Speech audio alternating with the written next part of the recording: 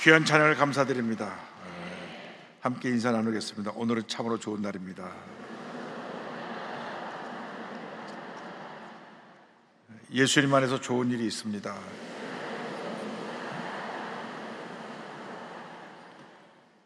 오늘 전 여러분과 함께 로마서 8장 말씀을 가지고 누가 우리를 그리스도의 사랑에서 끊으리요, 이와 같은 제목으로 함께 말씀의 은혜를 나누기 원합니다. 제목을 한번 크게 따라해 주시기 바랍니다. 누가 우리를 그리스도의 사랑에서 끊으리요? 누가 우리를 그리스도의 사랑에서 끊으리요? 이상 모든 사람들이 한평생 살아가는 동안 예기치 않은 큰 환난과 어려움을 당합니다. 갑자기 사랑하는 가족이 먼저 세상을 떠난다든지, 잘 되던 사업이 하루아침에 무너져서 길거리에 빈몸으로 내동댕이 친 그 같은 절망에 처한다든지, 몸이 너무 안 좋아서 병원에 가니까 왜 이제 오셨습니까? 암이 온몸에 퍼져서 이제 더 이상 어떻게 병원에서 할 수 있는 어떤 일이 없습니다. 이런 일을 만났을 때 사람이 그냥 마음이 무너지고 좌절하게 됩니다. 어떤 사람은 이 깊은 고난의 골짜기를 지나가면서 너무 힘들어서 우울증에 빠지기도 하고, 급기야는 자기 목숨을 포기하는 자살이라고 하는 최악의 선택을 하기도 합니다. 누구에게나 이 같은 절망의 상황은 예고 없이 다가옵니다. 우리 하나님을 믿는 사람에게도 예외는 아닙니다. 우리가 신앙생활 잘하는 것 같은데 갑자기 문제가 생겨나고 아이가 나가서 사고를 치고 사람들이 등을 돌리고, 그래서 하나님이 살아계신가 안 계신가 시험에 들고 낙심할 때가 다가오는 것입니다. 그러나 우리에게 이러한 절망적인 상황에 다가온다 할지라도 꼭 기억할 것이 있습니다. 그럼에도 불구하고 하나님이 우리를 너무나 사랑하고 계신다는 것입니다. 얼마나 우리를 사랑하시느냐? 사랑하는 독생성자 예수님을 십자가에 달려 죽게 하기까지 우리를 사랑하신 주님이십니다. 사도 바울은 로마서 8장 35절에 담대히 선포합니다. 누가 우리를 그리스도의 사랑에서 끊으리요? 환난이나 곤고나 박해나 기근이나 적신이나 위험이나 가리랴. 어떤 문제와 어려움에 처했습니까? 약속의 말씀 붙잡고 믿음으로 전제해 나가시기 바랍니다. 성경은 말씀합니다. 누가 우리를 그리스도의 사랑에서 끊으리요? 누가 우리를 그리스도의 사랑에서 끊으리요? 우리가 절망에 처했을 때 하나님 우리를 도와주십니다. 우리를 도우시는 하나님이신 것입니다. 로마서 8장 31절은 말씀합니다. 그런즉 이 일에 대하여 우리가 무슨 말을 하리요? 만일 하나님이 우리를 위하시면 누가 우리를 대적하리요? 사랑의 하나님이 언제나 우리 함께 하고 계시고 우리를 도와주시고 우리 편이 되어 주십니다. 우리를 위로하고 격려해 주십니다. 하나님이 우리 편이신데 감히 누가 우리를 대적하겠습니까? 온 세상 사람이 나를 달려들어 공격한다고 할지라도 하나님이 우리 함께 하시면 우리는 넉넉히 이기는 것입니다. 하나님이 우리를 도우십니다. 시편 121편에 시편 기사는 이와 같이 고백합니다. 내가 산을 향하여 눈을 들리라. 나의 도움이 어디서 올까? 나의 도움은 천지를 지으신 여호와 야훼에게서로다. 여호와께서 너를 지켜 모든 환난을 면하게 하시며 또 내 영혼을 지키시리로다. 여호와께서 너의 주님을 지금부터 영원까지 지키시리로다. 우리가 예수 믿는 날부터 세상 끝날까지 우리 주님 나와 동행하십니다. 때때로 외롭고 슬프고 힘들고 어려운 시간 지날 때도 주님이 우리 함께 하십니다. 우리를 붙들어 주십니다. 하나님의 마음에 합한 자라고 불렸던 성군 다윗 왕, 그가 일생을 뒤돌아보면서 주님이 함께 하심을 생각하고 너무 감사해서 고백한 시가 시편 23편인데, 그가 고난당했던 기억을 기억하면서 사절이야 이렇게 말씀합니다. 내가 사망의 은추한 골짜기를 다닐지라도 해를 두려워하지 않을 것은 주께서 나와 함께 하심이라. 죄의 지팡이와 막대가 나를 안위하시나이다. 주께서 내 원수의 목전에서 내게 상을 차려주시고 기름을 내 머리에 부으셨으니 내 잔이 넘치나이다. 내 평생의 선하심과 인자하심이 정녕 나를 따르리니 반드시 나를 따르리니 내가 야의 집에 영원히 살리로다. 사랑의 주님께서 일생 다가도록 우리와 함께 하십니다. 예수님이 승천하시기 전에 저들에게 마지막으로 남긴 말씀 가운데 이 같은 말씀이 있습니다. 마태복음 28장 20절에 내가 세상 끝날까지 너희와 항상 함께 있으리라 하시니라. 주님 말씀하셨습니다. 주님이 항상 함께 하십니다.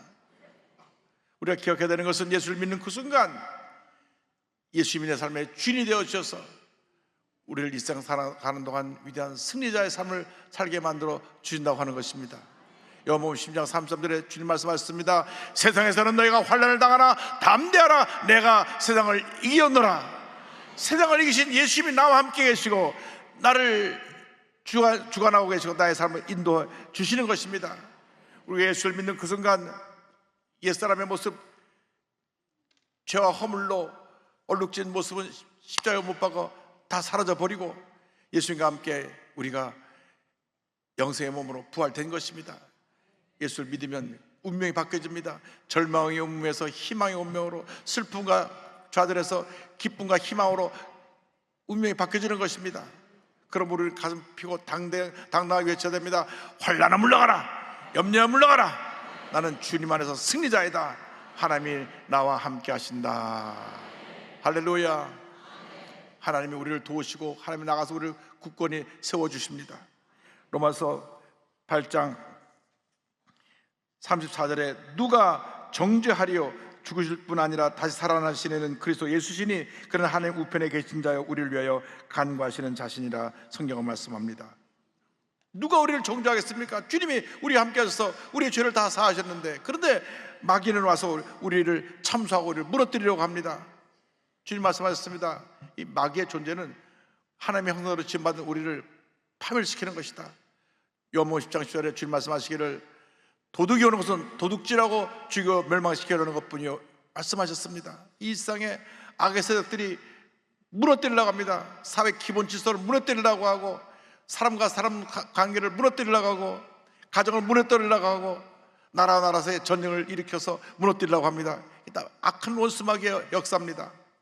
마귀는 우리의 과거를 지배합니다. 어두운 과거를 지배해서 끊임없이 어두운 과거를 기억나게 해서 우리를 절망에 빠지게 하고, 다시 내 마음속에 그 어두운 그림자가 나를 덮어서 무엇 하나 제대로 할 수 없는 그러한 문제 많은 인생으로 나를 전락시켜버리는 것입니다. 그래서 사람들이 예수 믿지 않은 사람이 점치는 사람을 찾아갑니다. 이 나라에 무속인이 80만이라고 하는 보고는 그만큼 이 나라가 불안한 나라로 바뀌었다는 것을 말씀합니다. 우리 기독교인이 다시 일어나서 그들을 바른 길로 인도해 줘야 됩니다. 예수 그리스도만이 우리의 길이요 진리요 생명이 되시는 것입니다. 예수를 믿고 나서도 자꾸 과거의 어두운 그림자가 나를 괴롭힙니다. 과거의 실패한 경험, 상처 입은 경험, 과거의 여러 가지 아팠던 기억들이 나를 붙잡아서 무너뜨리는데, 우리는 주님의 은혜로 일어나야 합니다. 당당히 일어나야 합니다. 고린도후서 5장 10절을 말씀합니다. 그런즉 누구든지 그리스도 안에 있으면 새로운 피조물이라. 이전 것은 지나갔으니 보라 새 것이 되었도다. 예수를 믿는 순간 우리는 새로운 피조물이 된 것입니다. 새로운 존재로 변화된 것입니다. 과거의 실패도, 과거의 상처도, 과거의 어두운 그림도 이제는 나와 아무 상관이 없습니다. 우리는 죄와 절망에서 노예는 받고 새 사람이 되었습니다. 요한계시록 10장 11절 이와 같은 말씀이 있습니다. 또 우리 형제들이 어린 양의 피와 자기들이 증언하는 말씀으로서 그를 이겼으니 말씀합니다. 예수 믿고 난 다음 우리 예수의 보혈의 능력으로, 우리가 전하는 능력의 말씀으로 흑암의魔원에 싸워 이기는 주님의 자녀가 되어야 하는 것입니다. 예수의 보혈이 우리를 모든 죄에서 자유케 합니다. 종교개혁 당시에 마르틴 루터가 과로해서 몸이 아파 며칠간 누워있던 적이 있습니다. 마르틴 루터가 누워있는 침실로 마이가 슬그머니 들어와가지고 큰 두루마리 책을 쫙 펼쳤는데, 이쪽부터 저까지 빼곡하게 마르틴 루터가 어릴 때부터 지은 모든 죄를 낱낱이 다 기록해놨습니다. 자라나면서 그가 성직자가 되고 난 후에 모든 죄를 다 기록해 놨습니다. 너무나 몸도 마음도 지쳐 있는데 그냥 마음이 무거워졌습니다. 그때 갑자기 주님의 은혜가 임했습니다. 그래서 마르틴 루터는 자리에서 벌떡 일어나 외쳤습니다. 마귀야, 너 한 가지 잊은 것이 있구나. 예수 그리스도의 피가 나의 이 모든 죄를 다 씻어버렸다. 썩 물러가라. 흑암에서 물러간 것입니다. 여러분, 예수 믿을 때 과거는 이미 단절된 것입니다. 절망에 가고, 슬픔에 가고, 실패에 가고, 상처 입은 가고, 버림받던 과거, 배신당한 과거는 지나가 버린 것입니다. 이제는 예수님 와서 새로운 변화된 하나님의 자녀로 우리가 우뚝 서게 된 것입니다. 마르틴 루터가 말했습니다. 성경을 짜봐라. 그러면 예수의 피가 나올 것이다. 예수의 피가 우리의 모든 죄를 사하고 우리를 쓰라는 상처 속에서 다시 치료하고 일으켜 세워주시고 하나님의 영광을 위해서 우리 쓰임받게 만들어 주시는 것입니다. 죄의식에서, 실패의 기억 속에서, 어두운 과거의 그림자에서 일어나시기 바랍니다. 일어나시기 바랍니다. 빌리 그레이엄 목사님이 뉴욕에 있는 큰 대형병원에 정신과 의사와 면담을 할 때 그 정신과 닥터가 이와 같은 말을 했다고 합니다. 만일 정신병 환자들이 자기의 과거의 쓰라린 상처를 잊기만 한다면, 미움의 대상을 용서만 한다면 지금 당장 3분의 2 이상은 완치되어 이 병원을 퇴원할 수 있다. 그러나 대부분 환자들이 과거의 악몽에 사로잡혀 밤낮으로 되뇌이기 때문에 정신병에서 노연을 받지 못하고 있다. 이렇게 얘기한 것입니다. 여러분, 과거에 붙들려 있으면 우리는 이 같은 정신병의 문제에 갇힐 수 있게 되는 것입니다. 과거를 단절해야 되는 것입니다. 내버려야 되는 것입니다. 자꾸 과거를 얘기하는 것은 그것은 바람직한 것이 아닙니다. 여러분, 우리에게 놓여진 것은 희망의 내일, 축복의 미래밖에 없습니다. 이전 것은 지나간 것입니다. 지나간 과거가 다시 돌아오지 않습니다. 예수의 십자가를 바라보고 믿음으로 전진하는 여러분 되기를 바랍니다. 여러분, 주님 안에서 새로운 피조물입니다. 나는 새 사람이 되었고 주님의 사랑을 받고 있습니다. 이제 우리는 사랑의 확신 가운데 거해야 되는 것입니다. 로마서 8장 35절은 말씀합니다. 누가 우리를 그리스도의 사랑에서 끊으리요? 환난이나 곤고나 박해나 기근이나 적신이나 위험이나 칼이랴. 성경 말씀에 누가 우리를 이렇게 말했습니다. 어떤 것들이 어떤 문제라고 하지 않고 누가라고 한 것은 이 대부분의 우리에게 다가오는 환난이 사람을 통해 오기 때문에 그렇습니다. 사람을 통해서 환난이 다가오고 그 환난으로 다가와서 내 마음에 곤고함이 다가오게 되고 내가 사람 통해서 박해를 당하게 되고 또 헐벗고 굶주리고 위험에 도달하게 되는 그런 모델이 사람을 통해서 다가오게 되는 것입니다. 사도 바울이 평생 주의 복음을 전하면서 가장 힘들고 어려웠던 것은 동족인 유대인들이 쫓아서 끝까지 그를 괴롭혔습니다. 그를 죽이려고 하고 그를 감옥에 집어넣으려고 하고, 그리고 그가 말씀을 전할 때 하루는 끌어내서 돌로 쳐서 완전 피투성이가 돼갖고 정신을 잃어버리니까 죽은 줄 알고 시체를 끌어다 내려다 버리기까지 했습니다. 그러나 이 세상에 가져다주는 어떤 문제와 어려움도, 사람들이 갖고 오는 어떠한 환난과 핍박과 고통의 그 문제도 우리는 예수님에서 넉넉히 이길 수 있습니다. 그 어떤 것도 우리를 그리스도의 사랑에서 끊을 수 없는 것입니다. 로마서 8장 38절 39절은 선언합니다. 내가 확신하노니 사망이나 생명이나 천사들이나 권세자들이나 현재일이나 장래일이나 능력이나 높음이나 기쁨이나 다른 어떤 피조물이라도 우리를 우리 주 그리스도 예수 안에 있는 하나님의 사랑에서 끊을 수 없으리라. 온 세상이 나를 버리고 등을 돌리고 떠났어도 우리 주님은 우리를 떠나지 아니하십니다. 절대로 여러분이 당하는 문제로 인해서 낙심하거나 좌절하고 포기하지 않게 되기를 바랍니다. 불안해하고 염려, 근심, 걱정으로 잠 못 이루고 슬퍼하지 않게 되기를 바랍니다. 주님이 함께 하십니다. 주님이 여러분을 도우십니다. 찬송가 88장에 이런 가사가 있습니다. 내 몸의 모든 염려, 일상 고락도 주님 항상 같이 하여 주시고 시험을 당할 때 악마의 계교를 즉시 물리치사 나를 지키네. 그 다음 이런 아주 은혜로운 구절인데, 온 세상 날 버려도 주 예수 안 버려 끝까지 나를 돌아보시니 주는 저 산 밑에 백합 빛나는 새벽별 이 땅 위에 비길 것이 없도다. 할렐루야. 우리가 참 강한 것 같은데요, 사람이 얼마나 약한지 누구 말 한마디 듣고 상처받고 주저앉습니다. 누가 나에 대해서 부정적인 얘기를 하고 나에 대해서 비판하는 얘기를 하면 그거하고 마음앓이를 하고 밥맛도 없고 뭐 하기도 싫고, 그렇게 많은 일을 하고 앞서서 큰 일들을 치고 나서도 말 한마디로 무너지는 것이 우리 인간의 연약함입니다. 그러나 이런 도전이 다가올 때 담대히 외쳐야 됩니다. 로마서 8장 30절에 그러나 이 모든 일에 우리를 사랑하시는 이로 말미암아 우리가 넉넉히 이기느니라. 넉넉히 이기느니라. 넉넉히 이기느니라. 여러분, 우리는 승리자입니다. 왜? 사랑의 주님이 함께하고 계시기 때문에.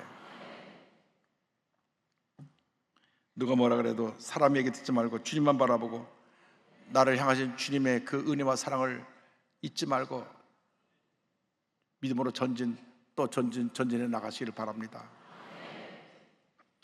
메리 스티븐슨이라고 하는 분이 1936년에 지은 모래 위의 발자국이라고 하는 시는 굉장히 큰 감동을 주는 귀한 시입니다.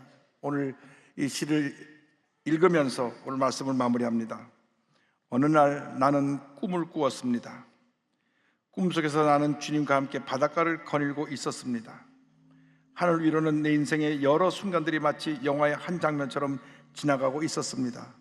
나는 각 장면마다 두 사람의 발자국이 모래 위에 새겨져 있음을 발견하였습니다.